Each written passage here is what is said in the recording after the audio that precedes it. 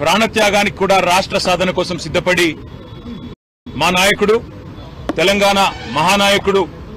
కేసీఆర్ గారు దీక్షకు దిగి 11వ రోజు దేశ రాజకీయ వ్యవస్థను మొత్తం పార్లమెంటు వేదికగా అతలాకుతలం చేసి దేశ రాజకీయ వ్యవస్థ మెడలు వంచి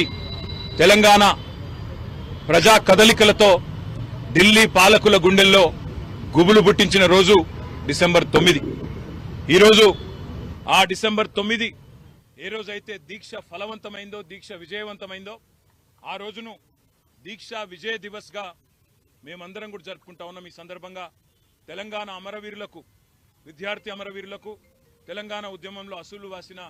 అమరవీరులందరికీ కూడా ఘనంగా నివాళి అర్పించి ఈరోజు గన్ పార్క్ నుంచి మళ్ళీ బయలుదేరి అసెంబ్లీ సమావేశాలకి బీఆర్ఎస్ పార్టీ సభ్యులందరం కూడా, శాసనసభ్యులు, శాసన మండలి సభ్యులందరం కూడా వెళ్ళబోతా ఉన్నాం. ఈ సమావేశాల్లో ప్రజా గొంతుకై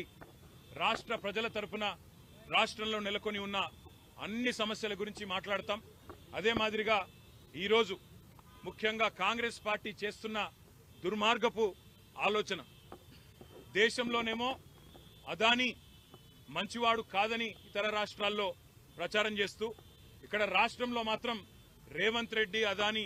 అలై బలై చేసుకొని ఏ రకంగా ముందుకు పోతున్నారో, ఏ రకంగా ఒకవైపు రాహుల్ గాంధీ ఢిల్లీలో, అదేవిధంగా ఇతర రాష్ట్రాల్లోనేమో అదానీ మీద దుర్మార్గ ప్రచారం చేస్తూ ఇక్కడ మాత్రం అదానీ మంచివాడు అన్నట్టుగా నటిస్తున్నారో, ఆ ద్వంద్వ ప్రమాణాలను కూడా ఎండగట్టడానికే ఈరోజు ఈ రకంగా అదానీ రేవంత్ ఒకటై తెలంగాణ ప్రజలతో ఆడుతున్న నాటకాన్ని కూడా బయట పెట్టడానికే ఈ రకంగా మేము నిరసనగా ముందుకు పోతా ఉన్నాం.